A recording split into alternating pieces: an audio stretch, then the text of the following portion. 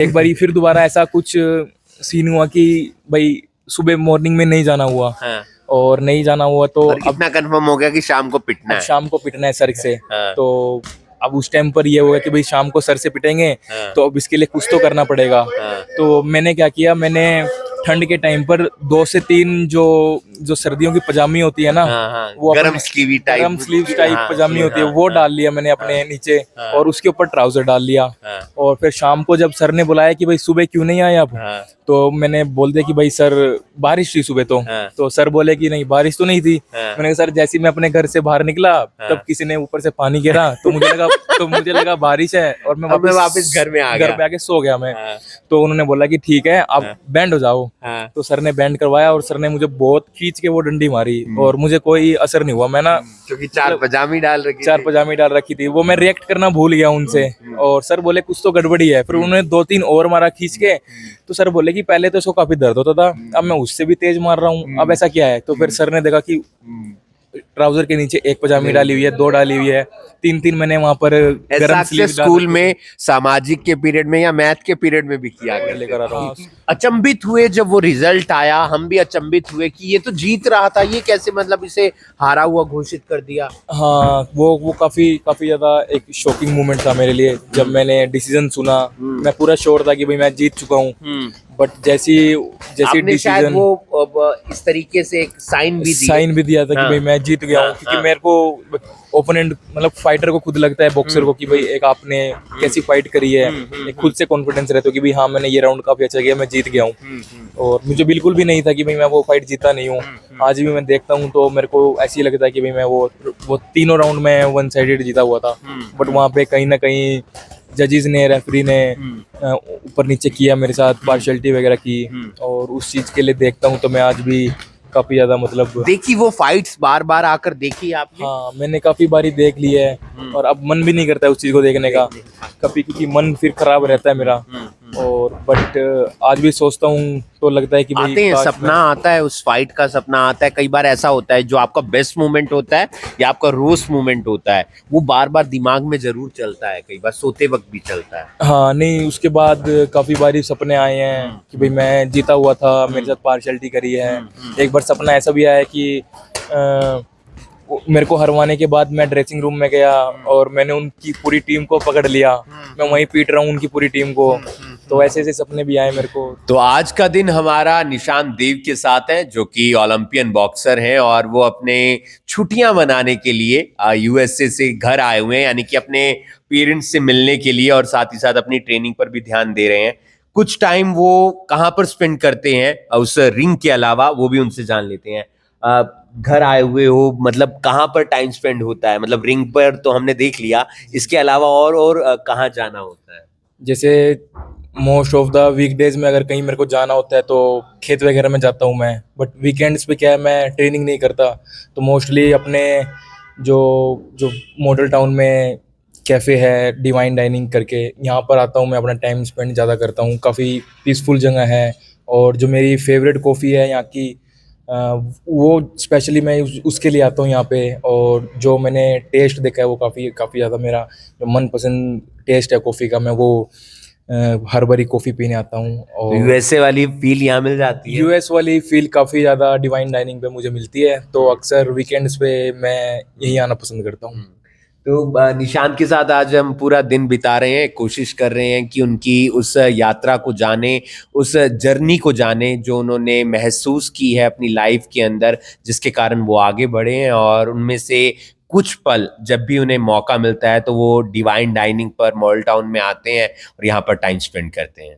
Olympic में एक नाम की चर्चा बहुत ज्यादा हुई, जिनसे मेडल की उम्मीदें भी थी और वो मेडल के नजदीक भी पहुंच गए थे। नाम था निशान देव, क्योंकि उन्होंने पहले भी वर्ल्ड बॉक्सिंग चैंपियनशिप में ब्रॉन्ज मेडल अपने नाम किया और अब भी जब प्रोफेशनल बॉक्सिंग में वो उतरे तो पहले ही मुकाबले में उन्होंने अपने विपक्षी खिलाड़ी को मात दे दी। निशान देव का सफर इसी स्टेडियम से शुरू हुआ था। जब वो बचपन में यहाँ पर आए थे, उनके पिता उन्हें यहाँ पर लेकर आते थे। आज हमारे साथ बॉक्सर निशांत देवी हैं, जिन्हें आप ओलंपियन कह सकते हैं, और उनसे जानेंगे उनकी पूरी जर्नी के बारे में, उनकी यात्रा के बारे में। कैसे हैं निशांत भाई आप? नमस्ते, कैसे हैं? सब बढ़िया। बताएं उस सफर के बारे में। ये मतलब जाना पहचाना ही लगता होगा ये वाला स्टेडियम। जी जी, जब बॉक्सिंग स्टार्ट करी थी 2012 में, तब यहाँ पर ट्रैक नहीं था, तब मिट्टी थी, काफी धूल 2012 मिट्टी थी जी। 2012 में, और उस साइड हमारा बॉक्सिंग हॉल होता था, और सुबह शाम यहाँ पर आते थे हम ट्रेनिंग करने, और तब कोई भी नहीं होता था, काफी अच्छा मतलब एनवायरनमेंट भी नहीं था यहाँ पर। और धीरे धीरे जब कोच के साथ सुरेंद्र, कौन सी क्लास में थे आप? तब मैं 5th में था, 5वीं कक्षा में थे। हाँ, जब 5वीं में था मैं, और वहाँ उस टाइम का माहौल काफी ज्यादा इतना वेल सेटल्ड नहीं था। जो एथलीट्स थे वो कभी कभी आते थे, कभी कभी नहीं आते थे, मतलब खाली खाली सा रहता था उस टाइम पर। बट अब देख रहा हूँ कि मैं काफी ज्यादा प्लेयर्स आने लगे हैं, हर गेम स्टार्ट हो गई है, फुटबॉल से लेकर टाइकवांडो। उस टाइम पर जब यहाँ पर सिर्फ पुश किसने किया कि निशांत बॉक्सिंग बहुत अच्छा गेम है, बॉक्सिंग में चलते हैं, और कैसे सपोर्ट मिला? मतलब पेरेंट्स सुबह छोड़ने आ रहे हैं, खुद से आ रहे हैं, ये तमाम चीजें? जैसे मामा बॉक्सिंग खेलते थे, थोड़ा मामा को देख के हुआ कि क्या नाम उनका? करमवीर सिंह नाम है करमवीर उनका। सिंह। हाँ, मामा को देख के थोड़ा प्रेरणा मिली कि भाई हाँ, मुझे प्रोफेशनल बॉक्सिंग खेलनी है। तब एमेच्योर बॉक्सिंग के बारे में नहीं पता था, तो फिर धीरे धीरे पता चला कि भाई एक एमेच्योर बॉक्सिंग होती है, उसके जरिए ओलंपिक खेल सकते हो, फिर आप अच्छा नाम प्रोफेशनल में कमा सकते हो।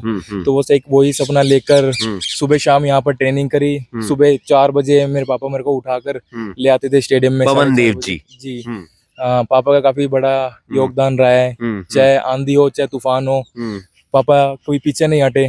भाई 4 बजे उठते थे, 4:30 बजे हमको यहाँ पर स्टेडियम में ले आते थे, और 7 साढ़े 7 बजे तक जब तक ट्रेनिंग रहती थी तब तक यहीं रहते थे साथ में, और ट्रेनिंग देखते थे कि ट्रेनिंग में मैं कैसा कर रहा हूँ। ट्रेनिंग कोचेस से पूछते थे कि मेरे बारे में कि इम्प्रूव कर रहा है कि नहीं कर रहा है।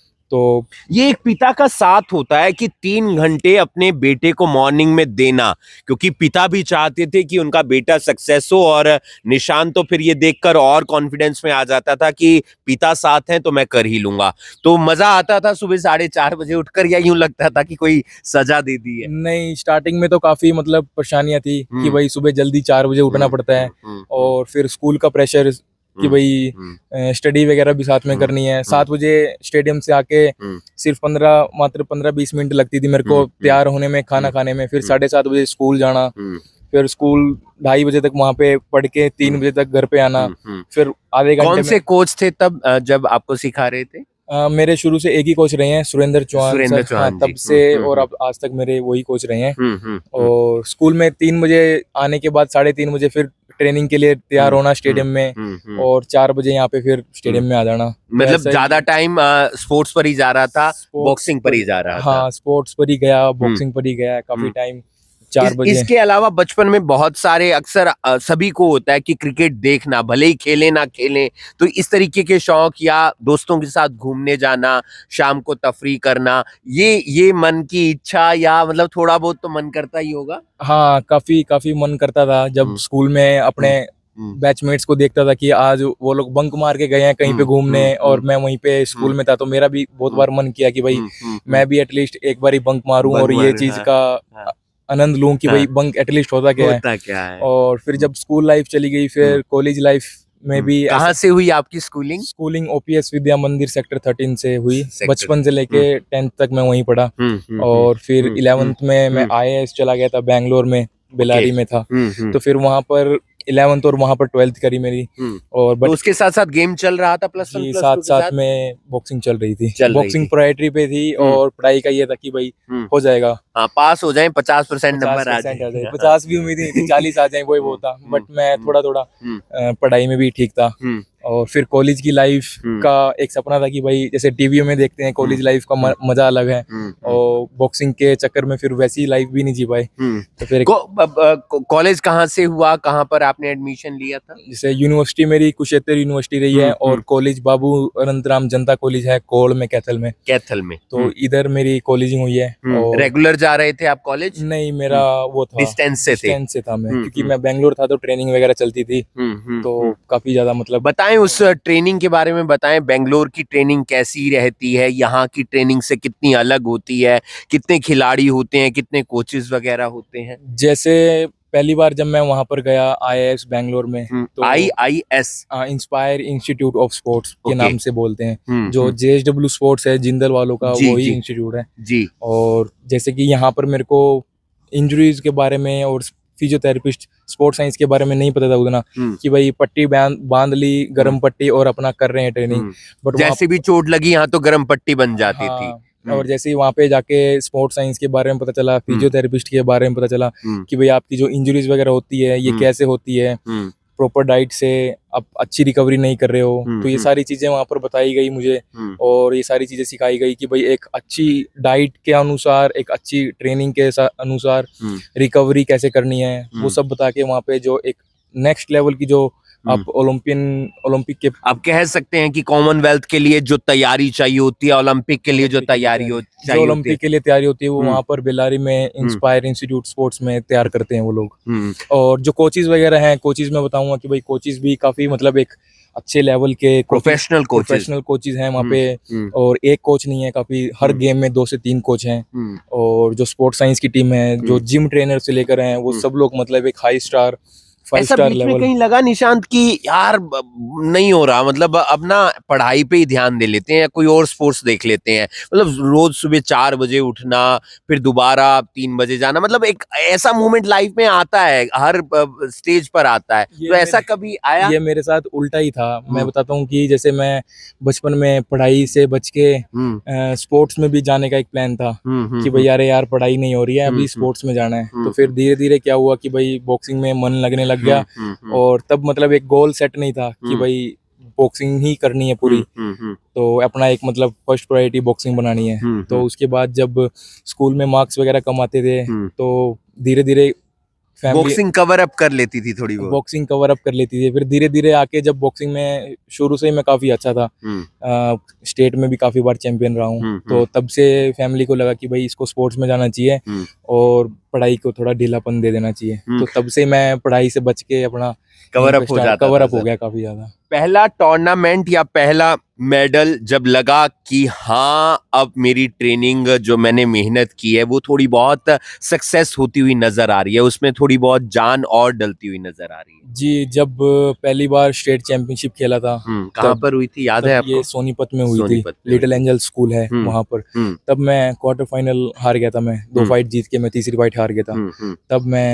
तब मतलब इतनी नॉलेज भी नहीं थी कंपटीशन की कि क्या एक स्पोर्ट्स लेवल के लिए क्या एक एथलीट को कैसे ड्रेसअप करना चाहिए, क्या चीज चाहिए। बस ऐसी ग्लव्स डाले, माउथ पीस लगाया और बस फाइट के लिए चले गए। तब उस टाइम पर ये नॉलेज भी नहीं थी कि कैसा सपोर्टर डालना चाहिए या किस तरह का ग्रोइंग गार्ड लगाना चाहिए और हेड गार्ड भी डालना चाहिए। तो वो काफ़ी धीरे धीरे जब एक्सपीरियंस हुआ स्टेट लेवल में, नेक्स्ट जो स्टेट चैंपियनशिप हुई थी उसमें फिर मैंने गोल्ड मारा। फिर अगले साल और एक्सपीरियंस आया, फिर अगले साल मैंने स्कूली स्टेट में गोल्ड मारा। कितनी कौन सी वेट कैटेगरी में तब आप खेल रहे थे तकरीबन? तब मैं अराउंड 12-13 साल का था। तब मैं यही 42-44 केजी में खेलता था, 40-42 केजी में खेलता था। फिर धीरे धीरे एक्सपीरियंस बढ़ा, धीरे धीरे ग्रोथ ज्यादा बढ़ी और फिर वेट भी उसी के अनुसार बढ़ता गया। फिर 40-42 से फिर 48 गया, 50 गया, फिर 60 गया, फिर आज मैं 71 में खेल रहा हूँ। 71 में खेल रहे हैं। पहला नेशनल टूर्नामेंट कहाँ पर था आपका, वहाँ का कुछ एक्सपीरियंस अगर आपको याद हो, मेडल आया नहीं आया, क्या सीख कर वहां से आए आप? जैसे काफी साल फेडरेशन बैन थी, जब मैं हरियाणा स्टेट में चैंपियन बना 5 बारी और स्कूल स्टेट में भी स्टेट चैंपियन बने आप। जी, कौन से सन की या कब की ये बात है? 2013 में भी मैं स्टेट चैंपियन बना, जिसकी नेशनल होनी चाहिए थी बट वो फेडरेशन बैन के करके वो नहीं हुई। फिर 2014 में भी मैं स्टेट चैंपियन बना, 15 में भी बना मैं। फिर 16 में जाके जब 4 साल का वो बैन ये हटा। हर वेट कैटेगरी की अलग चैंपियन होता है, मतलब जैसे आप 40 के आसपास खेल रहे थे, तो 40 में आप हरियाणा स्टेट चैंपियन थे। हाँ, मैं हर एक वेट कैटेगरी का हर एक चैंपियन निकलते हैं। जैसे मैं निकलते हैं। 40 में था, कोई 42 में भी होगा, 44 में होगा, तो इनके अलग अलग वेट कैटेगरी के भी नाम दिए गए हैं। Light fly, fly, bantam weight, light bantam, तो ये ऐसे वेट दिए हुए हैं। तो तब 2016 में पहली बार, तब मैं यूथ हो गया था, तो मैं यूथ हरियाणा में गुड़गांव में स्टेट चैंपियन बन के मैं दिल्ली में गया था पहली बार नेशनल खेलने। और वहाँ का जो नेशनल का एनवायरनमेंट था, एटमॉस्फेयर था, वो काफी बहुत ही ज्यादा डिफरेंट था एक स्टेट लेवल से। और दिल्ली के आईजी स्टेडियम में वो नेशनल चैंपियनशिप थी। वहाँ भी मैं क्वार्टर फाइनल में लूज कर गया, बट मैं वहाँ पे काफी उदास था कि भाई मैं इतना अच्छा परफॉर्मेंस देकर हरियाणा में चैंपियन बन के गया और मैं वहाँ पे क्वार्टर फाइनल फाइट हार गया। वहाँ पे स्कोरिंग सिस्टम भी अलग था। जैसे मैं, जो मेरी पॉइंट ऑफ व्यू था, मैंने स्कोरिंग में मैं पंच मारा और स्कोर लिया, वो मैं जीता हुआ था। बट वहाँ पे 10-9 वाला स्कोरिंग था कि भाई ओवरऑल देखते हैं कि किसने पंच भी निकाले और बाकी चीज भी देखा, भाई कौन डिफेंस थोड़ा वगैरह। डिफेंस वगैरह सब कुछ। हाँ, तो फिर वहाँ पे मैं उदास था, तो बैठा हुआ था मैं। और तब तक वो दौर आ गया था जहां से बॉक्सिंग को एक नई पहचान मिल चुकी थी। विजेंद्र सिंह, अखिल कुमार और साथ ही साथ मनोज भाई और भी तमाम जो कैथल के एक बॉक्सर हैं। हाँ, तो वो दौर आ चुका था। हाँ, उस टाइम पर आ चुका था जब 2016 में रियो ओलंपिक हुआ, तब काफी अच्छी परफॉर्मेंस गई बॉक्सिंग की। और क्वार्टर फाइनल में काफी बॉक्सर्स पहुंचे, बट स्प्लिट डिसीजन से नहीं विन कर पाए। तो वहां से थोड़ी बॉक्सिंग की जो है इंडिया की, वो बहुत उठी है।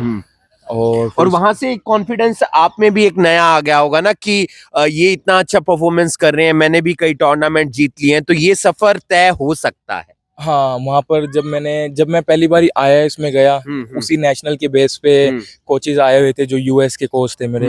वो उन्होंने हौसला दिया कि भाई आप ऐसे उदास मत हो, मैंने आपकी फाइट देखी, आपने काफी अच्छा खेला, और हम ऐसे करके एक इंस्टीट्यूट खोल रहे हैं जिंदल जेएसडब्ल्यू वालों की साइड से। और उन लोगों ने काफी अच्छी परफॉर्मेंस, मतलब हाई हाई परफॉर्मेंस वो चीजें मतलब करी है बेंगलोर में। तो उन्होंने मुझे दिखाया जब वो पिक्चर्स वगैरह कि भाई ये हमारा इंस्टीट्यूट है, हम यहाँ पे ये कोचेस हैं, और हम बच्चे ले रहे हैं जो कि हम आने वाले ओलंपिक के लिए तैयार करें। और तब मैंने वो ज्वाइन किया IAS 2016 में। और 2016 से 2024 तक ओलंपिक की जर्नी तक मेरा वहाँ जेएसडब्ल्यू का पूरा साथ रहा है। पहला इंटरनेशनल टूर्नामेंट कौन सा था आपका? पहला इंटरनेशनल 2021 में जब मैं वर्ल्ड चैंपियनशिप खेलने गया था। वो पहला ही था आपका? पहला था, हाँ। जहाँ पर ब्रॉन्ज मेडल आया था? नहीं, हाँ। उससे 2 साल पहले। ब्रॉन्ज 2023 में आया मेरा। ब्रॉन्ज 2023 में आया। हाँ। 2021 का बताइए। 2021 में ये सर्बिया में हुई थी। वहाँ पे 4 फाइट में जीता, 5वीं में क्वार्टर फाइनल फाइट हार गया था। अच्छा। वो काफी ज्यादा ही बड़ा टूर्नामेंट था, वर्ल्ड चैंपियनशिप। काफी एटमॉस्फेयर काफी ज्यादा डिफरेंट था। अच्छा। हर एक चीज बिल्कुल अलग थी। और वहाँ पे पहली फाइट में मेरी नाक टूट गई थी उधर। अच्छा, पहली फाइट में ही। और उस पहली फाइट में नाक टूटने के बाद मैंने फिर भी 3 फाइट खेली, जबकि मेरे को सांस वगैरह भी नहीं आ रहा था। नाक में कॉटन बॉल्स डाल के, वैसलीन भर के, और मैं मुंह से सांस ले रहा था। तो ये वो चीज काफी मेरे को हौसला दिया। कौन था आपका कोच? कौन था वहाँ पर? मतलब नेशनल टीम में आ चुका था। 2019 में मैं सीनियर नेशनल खेला।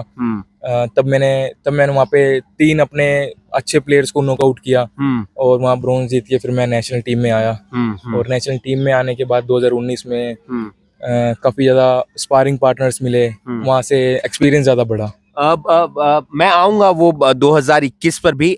ऐसा कभी हुआ है कि जिन्हें आपने टीवी में देखा खेलते हुए, उन्हीं के साथ कभी फाइट करने का मौका मिला हो और वहां पर आप जीत गए हो या कुछ सीख कर बाहर निकले हो? नहीं, ऐसा कभी मोमेंट तो नहीं आया कि मैं किसी अपने सीनियर के साथ लड़ा हूँ, बट हमारी ट्रेनिंग साथ हुई है। जैसे मैं देखता था कि जो हमारे बॉक्सर मनोज कुमार हैं, उनकी ट्रेनिंग मैं देखता था। वो 2012 ओलंपिक में गए, उन्होंने अच्छा परफॉर्मेंस दिया। विकास कृष्ण यादव हैं, उनका काफी मतलब देखते थे बचपन में कि भाई हमारे सीनियर काफी अच्छा कर रहे हैं। फिर आने वाले टाइम में जब मैं नेशनल टीम में आया, उनके साथ ट्रेनिंग किया, उनका रहना खाना देखा मैंने, तो फिर वो एक अलग ही मतलब सीनियर लेवल पे रह रहे थे।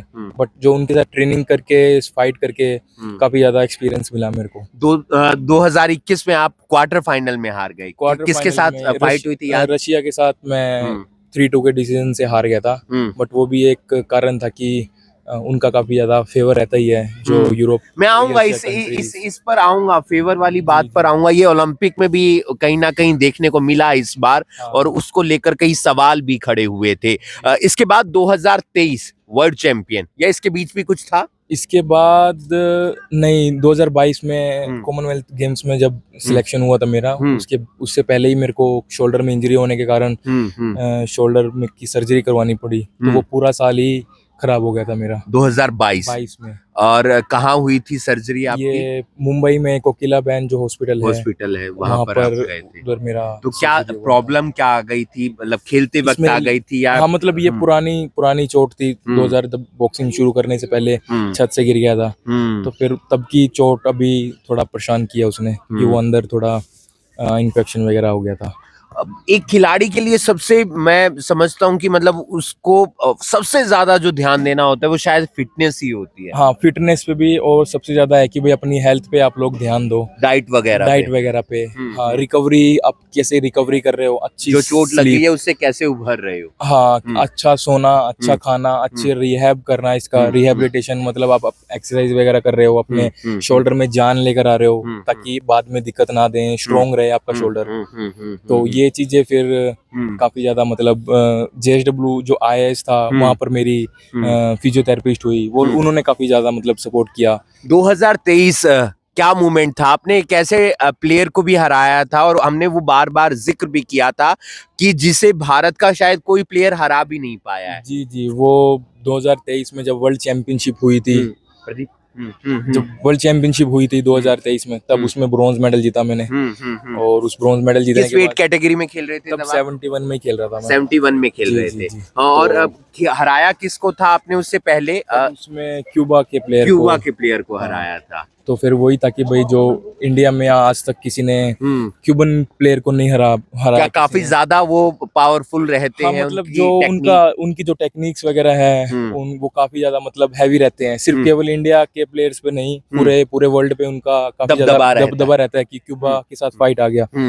अगर एक उन नर्वसनेस अलग ही हो जाती अलग ही होगी। रहती है। और बट मेरे को ये गुस्सा था कि भाई मैं पहली वर्ल्ड चैंपियनशिप में इतना अच्छा किया, क्वार्टर फाइनल तक पहुंच के 3-2 डिसीजन से मैं स्प्लिट डिसीजन से हार गया, तो मुझे ये था कि भाई अब की बार मुझे वर्ल्ड चैंपियनशिप में मेडल लेना है। मैं 4 फाइट खेल के मैं 5वीं फाइट में मैं गया, और इतने अच्छे प्लेयर को भी हराया मैंने।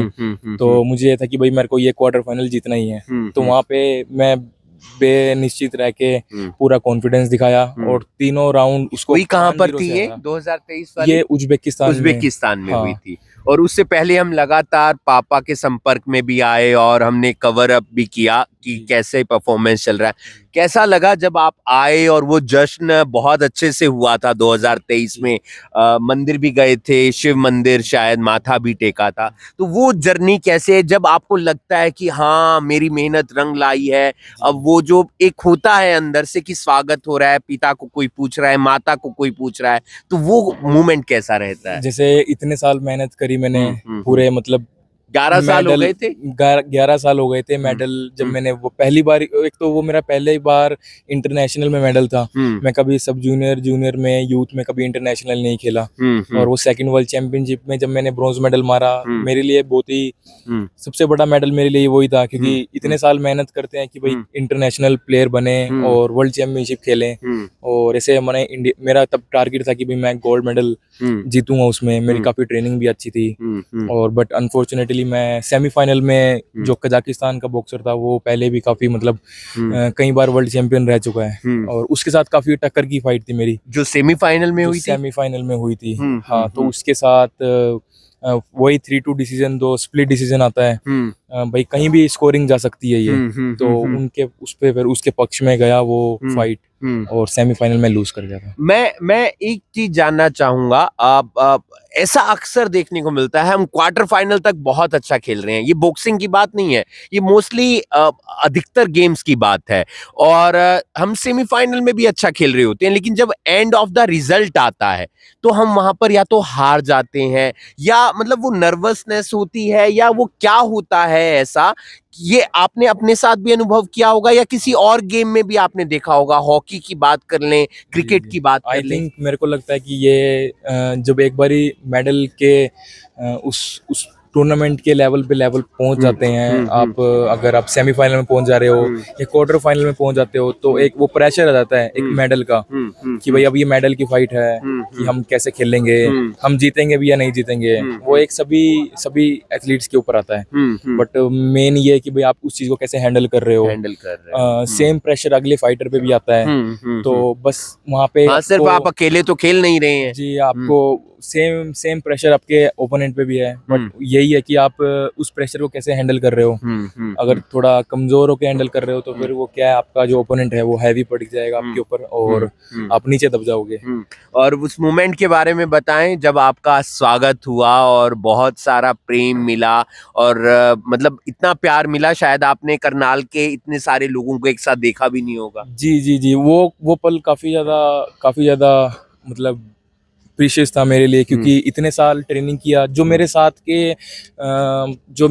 के एथलीट्स थे, बॉक्सर्स थे, वो वहां तक नहीं पहुंच पाए, उन्होंने पहले ही क्विट कर दिया। देखा जाए कि 11-12 साल से ट्रेनिंग कर रहे हैं और मेडल नहीं आता है, तो कई एथलीट होते हैं कि वो क्विट कर देते हैं और छोड़ देते हैं कि भाई हमारा मेडल नहीं पड़ रहा है।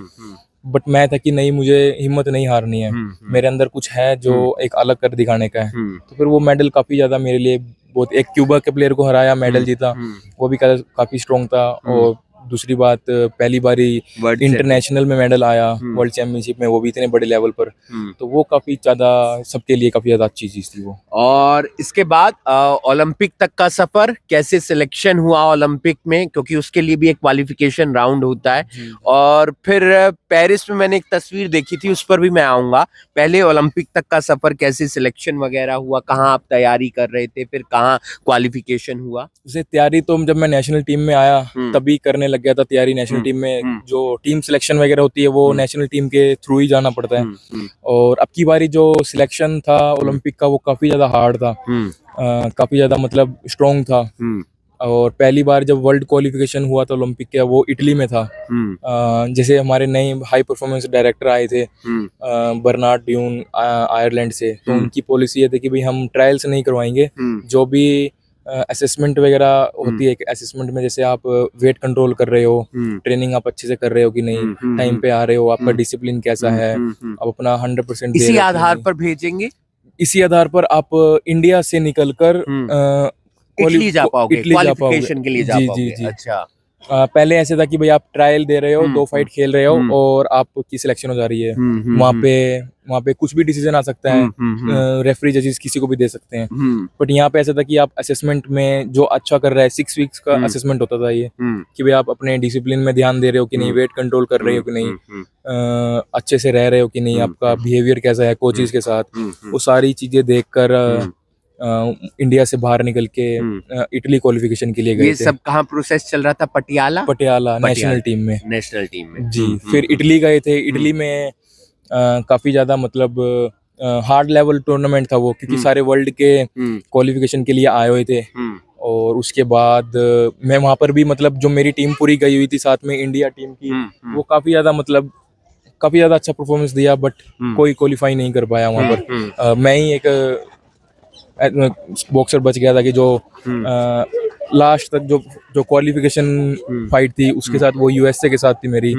और वहाँ पे भी मेरे को लगता है कि मैं वो फाइट जीता हुआ था। वहाँ पे मेरे साथ थोड़ा उन्होंने ऊपर नीचे किया जजेस ने, रेफरीज ने, तो वहाँ पे काफी ज्यादा निराशा हुई कि भाई ओलंपिक का एक चांस था वो मैंने खो दिया। और उसके बाद फिर थाईलैंड में 2 महीने बाद दूसरा क्वालिफिकेशन था, वो था थाईलैंड में। अच्छा। हाँ, कितने होते हैं ऐसे क्वालिफिकेशन? 2 ही थे बस। 2 ही थे। जी जी जी। एशियन गेम्स में भी गया था मैं, उसमें भी क्वार्टर फाइनल में हार गया था मैं। अच्छा। ये कब हुआ था? 2000? ये 2023 में। 23 में ही हुआ था। 2023 में नवंबर में हुआ था। ये हुआ कहाँ पर था? ये चाइना में, चाइना के एशियन गेम्स में। वहाँ पे क्वार्टर फाइनल हार गया था मैं। वो भी एक था कि अगर आप गोल्ड सिल्वर जीतते हो तो आपको ओलंपिक में डायरेक्ट कोटा मिल जाएगा। हाँ, वरना फिर क्वालिफिकेशन राउंड के जरिए जाना पड़ेगा। फिर लास्ट जो थाईलैंड वाला क्वालिफिकेशन रह गया था, वहाँ पर काफी ज्यादा मतलब प्रेशर था वो। ट्रेनिंग भी काफी अच्छी कर रखी थी मैंने उस चीज के लिए कि भाई मैं अब प्रिपेयर हूँ। जो मैं 3rd राउंड में थक रहा हूँ, वेट लूज ज्यादा कर लेता था, तो इसलिए वो जो 3rd राउंड की एनर्जी थी वो चली जाती थी। बट इस थाईलैंड क्वालिफिकेशन के लिए मैं काफी ज्यादा प्रिपेयर था, काफी ज्यादा स्ट्रॉन्ग था कि भाई अब ये लास्ट चांस है मेरे पास, ये मुझे डू और डाई करना ही है। और इसमें मैंने सोचा था कि भाई मैं इसमें डाई नहीं होऊंगा, मैं डू ही करूंगा बस, इसमें मुझे करना ही है ये क्वालिफिकेशन। तो मैंने बिल्कुल बेनिश्चित रह के अपने पूरे कॉन्फिडेंस से, जो मेरी 5 फाइट हुई वो क्वालिफिकेशन के लिए, मैंने हर एक फाइट में से 2 फाइट को नॉक किया, नॉकआउट नीचे गिर के मार के मुक्का नीचे गिर दिया। एक वियतनाम का था, एक मंगोलिया का बॉक्सर था, उनको, वो भी काफी अच्छे प्लेयर थे। और फाइनल में फिर मैंने, क्या होता है निशान, जब मतलब आप इतनी बढ़िया ट्रेनिंग करें, बहुत पूरा दिल लगाएं, अपने पेरेंट्स को आप कहें कि अभी बाद में बात में करूंगा, अपने दोस्तों से बात ना करें, फोकस गेम पर है, और उसके बाद कुछ डिसीजन ऐसे हो जाएं और आप बाहर हो जाएं, तो वो मोमेंट क्या रहता है, मतलब वो आप ज्यादा बेहतर समझ सकते हाँ, हैं। ये मोमेंट इटली का ही बताता हूँ मैं। जैसे आप, इटली में मैं काफी ज्यादा मतलब प्रिपेयर पहला था। क्वालिफिकेशन राउंड, हाँ, इसमें काफी ज्यादा प्रिपेयर था। और वहाँ पे जैसे हर एक एथलीट का है कि भाई वो ओलंपिक में जाए, और इतना मतलब इतने साल मेहनत करी है, और लगभग मेरे को 13-14 साल हो गए थे उस चीज़ के लिए। तो मुझे यही था कि भाई मैं क्वालिफाई करूँगा। बट एक एथलीट को रहता है कि अगर आप हमें मतलब हरा, ऐसे इतनी मेहनत करने के बाद भी हमें हरा रहे हो, तो वो एक दुख अलग ही लगता है। और अगर आप अपनी कमी से हार रहे हो कि भाई हाँ, तब मैंने लगता है, गेम अच्छा नहीं किया, वो एक अलग बात हाँ, हो तब ऐसा सकती है। लगता है कि भाई हाँ, हमें और मेहनत करनी चाहिए, अपनी जो कमजोरी है, नेगेटिव चीजें हैं, उनको सुधारना चाहिए।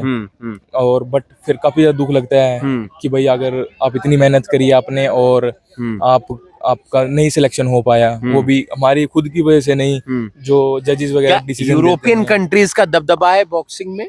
हाँ, मतलब यूरोपियन, हर एक कंट्री का अलग अपना दबदबा है। वो लोग अपनी पहले से ही ऐसे बातचीत करके रखते हैं, जहाँ भी अगर उनको लगता है कि भाई हाँ, मुझे ये बॉक्सर हमारा अच्छा है, इसके साथ कुछ करना है, तो वो पहले बातचीत करके रखते हैं। इसके बाद थाईलैंड में आप कोटा मिल गया कि ओलंपिक जा रहे हैं आप? हाँ, थाईलैंड में जब मैंने लास्ट फाइट खेली, उसको मैंने क्लियर 5-0 से हराया। तो तब मेरे को मतलब तब महसूस ही नहीं हुआ कि मैं कोटा जीत लिया। बट फिर मैं जब रियलाइज किया कि भाई मैंने फाइनली ओलंपिक का कोटा जीत लिया, तब मेंस में सिर्फ मैं पहला ही था, मतलब 71 केजी में। 71 में, मतलब मेंस में भी। और उस टूर्नामेंट की जो हमारी इंडिया की टीम गई थी, मैं पहला ही बॉक्सर था जिसने क्वालिफिकेशन कर लिया था। मैंने देखी थी वो तस्वीरें, आपने वो चश्मा लगाकर, और वो सब वो हाँ, उन्हीं की साइड से आ रहा था, वो ओलंपिक क्वालिफिकेशन वालों की साइड से। हाँ, तो वो चीजें डालकर फोटो वगैरह खींचनी थी, हाँ, तब हाँ। थोड़ा मुझे रियलाइज हुआ कि भाई हाँ, मैं फाइनली ओलंपिक किससे का बात हुई घर कोटा। पर जब कोटा आया, तो मतलब मेरी वो? पूरी फैमिली वहीं पे थी उस टाइम अच्छा, पर। हाँ, वहीं पर। पापा, हाँ, मेरे भाई, मेरे चाचू, मेरे हाँ, कोच, हाँ, सब हाँ, लोग मेरे वहीं हाँ, पर थे थाईलैंड में सपोर्ट के लिए मेरे। सपोर्ट के लिए। पूरी फेडरेशन, बॉक्सिंग फेडरेशन वहीं पर थी सपोर्ट में, कि भाई ये लास्ट ओलंपिक क्वालिफिकेशंस है, तो इसमें हम पूरा अपना एफर्ट डालें, और पूरा हम अपना सपोर्ट करें अपने एथलीट्स को।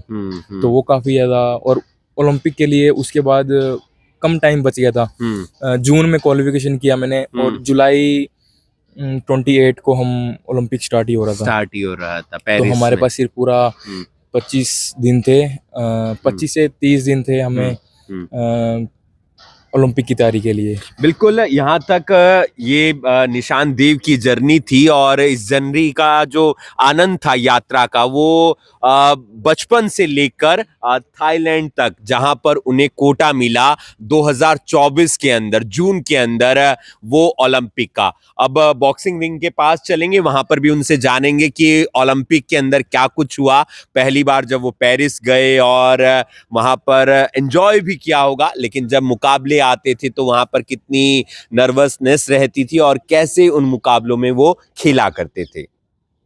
अब करण स्टेडियम की उस जगह पर पहुंच चुके हैं जहां से निशान देव ने पूरी एक शुरुआत की थी। यहीं पर वो तैयारी करते रहे, और यहीं पर बॉक्सिंग रिंग भी है। बताएं यहाँ से जुड़े हुए कुछ मोमेंट, जो लाइफ के सबसे अच्छे किस्से, और अभी भी घर में बैठते होंगे तो उन किस्सों को आप याद करते होंगे। जैसे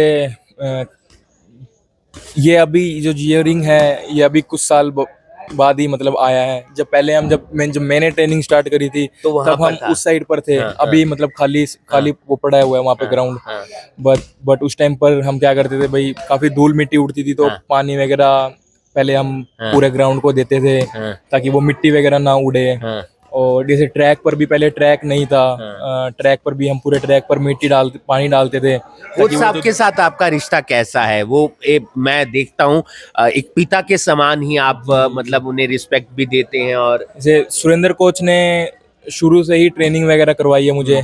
और जब उनको ये था कि भाई मेरा कोई भी बॉक्सर मॉर्निंग में स्किप नहीं होना चाहिए, भाई ट्रेनिंग पर आना ही आना जरूरी है। तो कुछ मोमेंट्स ऐसे हुए हैं कि जैसे सुबह हम कभी मान लो कभी बारिश वगैरह आई या कभी कुछ भी मतलब बहाना चाहिए होता था कि भाई सुबह नहीं उठा जा रहा और नहीं नहीं आए हम स्टेडियम में, या आने का मन नहीं है, सोने का मन है, आने का मन नहीं था, सोने का मन था, तो हम क्या करते थे, हम सुबह बहाना मार लेते थे। और हमें पता था कि हम शाम को पिटने वाले हैं। और सुरेंद्र सर पहले काफी ज्यादा स्ट्रिक्ट थे, अब नहीं मारते बच्चों को, बट जब करता था ट्रेनिंग तब काफी बड़ी वो लाड प्यार होता होगा, वो मारना नहीं होता होगा। मतलब वही था कि भाई जब तक आप वो डंडा का इस्तेमाल नहीं करोगे तब तक आप चलोगे नहीं। तो उस टाइम पर सतूत की डंडी बोलते थे, वो काफी तेज लगती थी, खाने वाला सतूत वाले। हाँ, तो फिर उसकी डंडी रखते थे काफी ज्यादा। तो क्या करते थे भाई, सबको पुशअप पोजीशन में बैंड करके उनको मारते थे। और एक बारी काफी बारी पिटा मैं, काफी दर्द हुआ मेरे को कि ठंड का टाइम था और 2-3 बारी मारा तो स्किन वगैरह भी वो निकल गई थी। तो तब एक बारी फिर दोबारा ऐसा कुछ सीन हुआ कि भाई सुबह मॉर्निंग में नहीं जाना हुआ। और नहीं जाना हुआ तो अब इतना कंफर्म हो गया कि शाम को पिटना है, शाम को पिटना है सर से। तो अब उस टाइम पर ये होगा कि भाई शाम को सर से पिटेंगे तो अब इसके लिए कुछ तो करना पड़ेगा। तो मैंने क्या किया, मैंने ठंड के टाइम पर 2 से 3 जो सर्दियों की पजामी होती है ना, वो गरम स्लीव टाइप पजामी होती है, वो डाल लिया मैंने अपने नीचे और उसके ऊपर ट्राउजर डाल लिया। और फिर शाम को जब सर ने बुलाया कि भाई सुबह क्यों नहीं आए आप, तो मैंने बोल दिया कि भाई सर बारिश थी सुबह। तो सर बोले कि नहीं बारिश तो नहीं थी। मैंने कहा सर जैसे मैं अपने घर से बाहर निकला तब किसी ने ऊपर से पानी गिरा तो मुझे लगा बारिश है और मैं वापस घर में आके सो गया मैं। तो उन्होंने बोला कि ठीक है आप बैंड हो जाओ। तो सर ने बैंड करवाया और सर ने मुझे बहुत खींच के वो डंडी मारी और मुझे कोई असर नहीं हुआ। मैं ना क्योंकि 4 पजामी डाल रखी थी, वो मैं रिएक्ट करना भूल गया उनसे। और सर बोले कुछ तो गड़बड़ी है। फिर उन्होंने 2-3 और मारा खींच के। तो सर बोले कि पहले तो इसको काफी दर्द होता था, अब मैं उससे भी तेज मार रहा हूँ, अब ऐसा क्या है। तो फिर सर ने देखा कि ट्राउजर के नीचे 1 पजामी डाली हुई है, 2 डाली हुई है, 3 मैंने वहां पर गरम स्लीव स्कूल में सामाजिक के पीरियड में या मैथ के पीरियड में भी किया करते थे। हाँ, स्कूल में तो हम भाग जाते थे सर से बच के कि भाई आप पिटने वाले हैं, हम वो क्लास ही नहीं अटेंड करते थे। बट ज्यादा स्टेडियम में पिटते थे क्योंकि पापा ने भी छूट दे रखी थी कि भाई जब अगर नहीं आते हैं तो कुछ नहीं करते हैं तो मारो। तो मेरे पास बचने का एक यही तरीका था और वो भी फिर फेल ही हो गया। उसके बाद तो और ज्यादा पिटा मैं, जब उनको पता चला कि भाई मैंने नीचे गरम स्लीव्स की पजामी डाली हुई है। तो उस चीज से तो मेरे को और पिटा मैं। पापा को भी बताया, पापा बोले कि भाई और मारो इसको। निशांत, यहाँ पर अपनी तस्वीर देखते हैं, मतलब रिप्रेजेंट आपके नाम से ये कई बार एकेडमी हो रही होती है, तो कैसा मूवमेंट लगता है? नहीं, काफी ज्यादा अच्छा मूवमेंट है मेरे लिए। जब हम बच्चे थे तब हमारे सीनियर्स के पोस्टर लगते थे यहाँ पे कि जो मेडल जीत के आए उनके लग रहे हैं और उनको देख के बॉक्सिंग ज्वाइन कर रहे हैं। तो तब मेरा भी सपना था कि भाई मैं भी बड़ा होके एक अच्छा बॉक्सर बनूंगा ताकि जो लोग मेरे नाम से जाने और मेरे से मिलने आए स्टेडियम में और ट्रेनिंग करे बॉक्सिंग की। तो अब देखता हूँ उन चीज़ों को काफ़ी ज़्यादा महसूस होती है वो चीज़ें, काफ़ी ज़्यादा अच्छा लगता है कि भाई वो टाइम था एक, मैं सोचता था कि भाई एक पल आएगा जब मैं भी ये सब चीजें देखूंगा अपने नाम से। क्या बदलाव देख रहे हैं पहले से अब, और मतलब कितना चेंज आया है इस एकेडमी में, बच्चों के सीखने में, उनकी एक प्रेरणा स्रोत जो बनता है उसके लिए? मतलब पहले काफी ज्यादा मतलब स्ट्रिक्टनेस थी, स्ट्रिक्टनेस अभी भी है, बट जो बच्चे हैं वो अपने एक गोल के प्रति काफी ज्यादा सीरियस हो गए हैं। पहले नहीं थे इतना, पहले ये था कि भाई हाँ पढ़ाई से बच के आप गेम में आ रहे हो और गेम में भी कुछ नहीं कर पा रहे हो। बट अभी ऐसा है कि आप पढ़ाई में भी साथ साथ अच्छे हो और गेम में भी काफी अच्छा कर रहे हो। अब उनको समझ आ गई है कि भाई एक आपका लाइफ में गोल होना चाहिए। एक नई जनरेशन आ रही है और हर एक जनरेशन पिछली जनरेशन से ज्यादा दिमाग लेके आती है।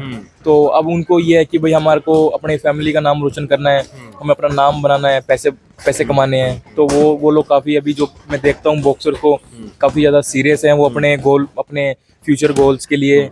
और जब मैं पूछता हूँ कि उन लोगों का क्या मोटिव है बॉक्सिंग करने का, और क्या मतलब क्या गोल्स हैं, तो वो सब यही बोलते हैं कि भाई हमें बड़ा होकर, कोई बोलता है कि निशांत देव जैसा बनना है, तो मैं उनको बोलता हूँ कि भाई मैंने तो अभी तक इतना कुछ करा नहीं है, ओलंपिक में मेडल भी नहीं है, तो मैं चाहूँगा कि आप लोग मेरे से भी ज़्यादा ऊपर जाएं, नाम कमाएं और ओलंपिक में गोल्ड लेकर आएं। ओलंपिक में पहुंच गए, पेरिस शुरुआत में थे जब ओपनिंग सेरेमनी थी। हाँ, जब ओपनिंग सेरेमनी थी पेरिस में, मैं पहले 1 महीना जर्मनी में ट्रेनिंग कर रहा था, हमारा प्री कैंप जर्मनी में था, फिर उसके बाद वहीं से हम पेरिस चले गए। और ओपनिंग सेरेमनी के टाइम पे भी हम पहली बार हम ड्रेस बड़ी प्यारी थी सबकी, है ना? जी जी, वो इंडियन ड्रेस काफी ज्यादा अच्छी थी। और फिर हम बोट के थ्रू, बारिश उस टाइम पर बारिश काफी थी, बट जो जो जुनून था कि भाई एक ओलंपिक के ओपनिंग सेरेमनी में जाना है, वो सभी लोग वहां पर आए। ऊपर से बारिश आ रही है बट उनको कोई फर्क नहीं पड़ा। जो उन्होंने अंदाजा मतलब मजा लिया, हर एक आनंद लिया उस चीज का, वो काफी ज्यादा मतलब एक once in a lifetime moment वाला तस्वीर भी होता। देखी थी मैंने आपकी, अनीश भानवाला की और बलराज भाई की, तीनों करनाल के लड़के, वो कैप्शन भी डला हुआ था। हाँ, मुझे उनसे मुलाकात पेरिस में ही हुई और मुझे पता चला कि भाई जो बलराज थे रोइंग वाले, वो भी करनाल से हैं, जो अनीश है वो शूटिंग से, वो भी वहीं पे हैं। तो मुझे लगा कि एक स्टेट से, एक डिस्ट्रिक्ट से 3 जने ओलंपिक में जा रहे हैं। टोटल 4 गए थे, एक शामगढ़ की लड़की, शामगढ़ की लड़की थी, उनके बारे में मुझे नहीं पता, बट इनके साथ था कि भाई मुझे फोटो लेनी चाहिए, एक फोटो डालनी चाहिए कि भाई मेरे साथ के इतना इतना ओलंपिक तक आए हैं। तो वो एक काफी ज्यादा एक अच्छा मोमेंट था मेरे लिए। पहले मुकाबले में आपको बाई मिल गई थी? हाँ, पहले मुकाबले में मेरे को बाय मिल गई थी कि मैं एक फाइट स्किप हो गई है, और सेकंड फाइट में फिर प्री क्वार्टर फाइनल थी कोलंबिया के बॉक्सर के साथ, उसके साथ मैं जीत गया था। फिर क्वार्टर फाइनल मैक्सिको के बॉक्सर के साथ आई थी, और वो जीतते ही आपका मेडल पक्का था? हाँ, वो फाइट जीतते ही मेरा मेडल पक्का था। और पहले राउंड में आप आगे भी थे? जी जी, पहले राउंड में मैं 5-0 से 4-1 से आगे था, मुझे काउंटिंग हो गई थी, तो मैं फिर भी मैं वो राउंड जीता हुआ था।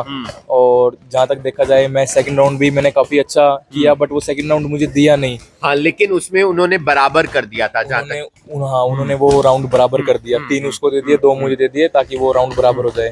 फिर वो डिपेंड करता था कि लास्ट राउंड आप कौन जीत रहा है, कौन अच्छा कर रहा है। और देखा जाए तो लास्ट राउंड भी मैंने काफी ज्यादा कॉन्फिडेंस भी थे? हाँ, काफी ज्यादा कॉन्फिडेंस था, क्योंकि मैंने उस प्लेयर को पहले हराया हुआ था 2021 वाली वर्ल्ड चैंपियनशिप में। वहां पे मैंने उसको 5-0 से हराया, उस मैक्सिको के बॉक्सर को। और मुझे कॉन्फिडेंस था कि भाई मैं इसको अब फिर दोबारा हराऊंगा और इंडिया के लिए एक मेडल पक्का करूंगा।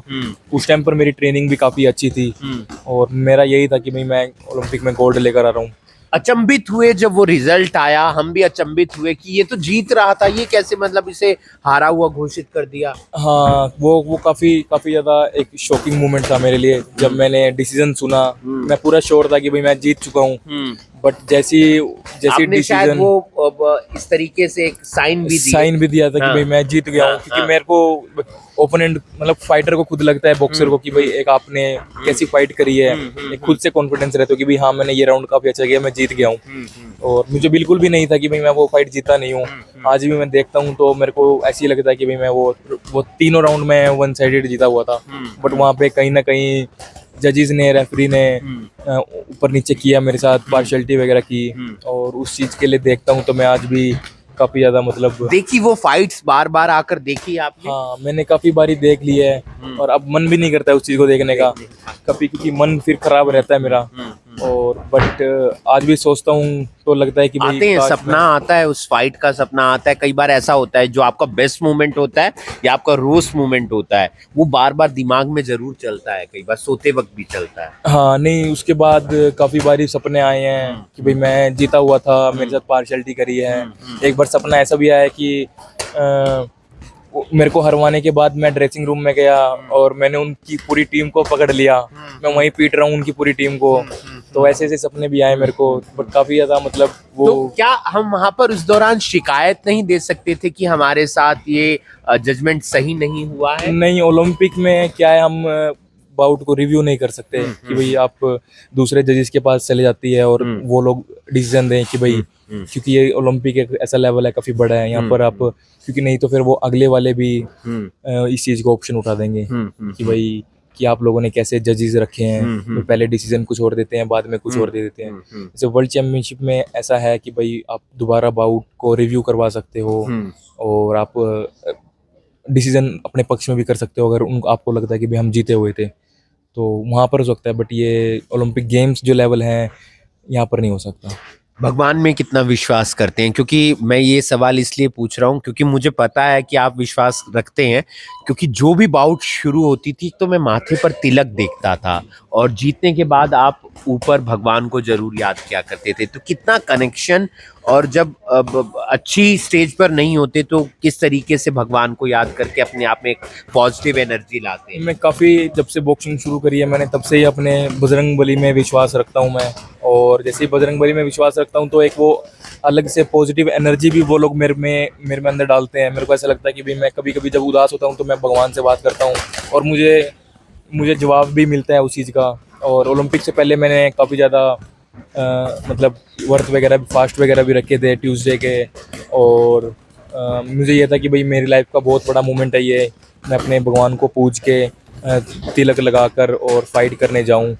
और तब उस टाइम जब हारा तब मैं ख्याल भी मुझे ये आया था कि भाई भगवान ये तूने क्या किया, मैंने इतने दिल से पूजा करी थी, मतलब से नहीं करी थी बट मैं काफ़ी टाइम से करता आ रहा था और फिर भी मेरे साथ यहाँ पर आके ऐसे पार्शियलिटी हुई। एक होता है ना कि भाई इतनी ट्रेनिंग करने के बाद भी फिर हार जाते हो तो वो दुख अलग ही लगता है। अगर आप अपनी गलती से हार रहे हो और तब ऐसा लगता है कि भाई आपको और इम्प्रूवमेंट करनी चाहिए, आपको और इम्प्रूवमेंट के साथ साथ आपको आपकी अपनी स्किल्स बढ़ानी चाहिए। बट वहाँ पर जब एक ऐसा मोमेंट आता है कि भाई जब आप वर्ल्ड में मतलब ओलंपिक में मेडल जीतने वाले हो और तब आपके साथ कोई पार्शियलिटी होती है तो वो दुख मतलब लाइफ टाइम कोई जाता ही नहीं है। बिल्कुल जाहिर सी बात है, वो दुख कभी जाता ही नहीं है क्योंकि आपके साथ पार्शलिटी हो जाती है और आप वहां पर बाउट अपने कारणों से नहीं हारते बल्कि किसी और के कारणों से हार जाते हैं। आजकल क्या चल रहा है, मैंने सुना यूएसए में भी आपने अभी एक प्रोफेशनल बॉक्सिंग में हिस्सा लिया, वहां पर भी आपने अपने विपक्षी को चित कर दिया एकदम। जी, जैसे ओलंपिक के बाद मेरा काफ़ी ज़्यादा मन उदास सा था कि मुझे अब ये ओलंपिक वाला नहीं खेलना है। तो मुझे ये था कि भाई जो मेरा एक अलग एक नया लक्ष्य है प्रोफेशनल में वर्ल्ड चैंपियन बनना, मैं क्यों ना वो स्टार्ट करूं। और उसी के साथ मेरे को जो वर्ल्ड की सबसे नंबर 1 प्रमोशन है मैच रूम बॉक्सिंग प्रमोशन, उनका मैसेज आता है और बोलते हैं कि भाई हम प्रोफेशनल में आपका स्वागत करते हैं अगर आप इंटरेस्ट हो तो मेरा मन था कि हाँ मैं प्रोफेशनल में जाऊं, इतनी बड़ी अपॉर्चुनिटी है, मैं नहीं मिस करना चाहता था। और उस चीज़ को मैंने उस अपॉर्चुनिटी को ग्रैब करके मैंने अब 25 जैन को अपना प्रो डेब्यू किया लास वेगस के बहुत बड़े कॉस्मोपॉलिटन होटल में। और वहाँ पर मैंने जो मेरा ओपोनेंट था वो कैलिफोर्निया से था और वो काफ़ी मतलब अच्छा बॉक्सर भी था वो। और तो वो काफ़ी ज़्यादा एक्सपीरियंस रहा है क्योंकि उसमें क्या है आपको जो एमेच्योर बॉक्सिंग में ग्लव्स मिलते हैं वो 12 आउंस के मिलते हैं और जो उनका ऊपर का पैडेड कुशन रहता है वो काफ़ी मोटा रहता है कि अपने ओपोनेंट को ज़्यादा दर्द ना हो।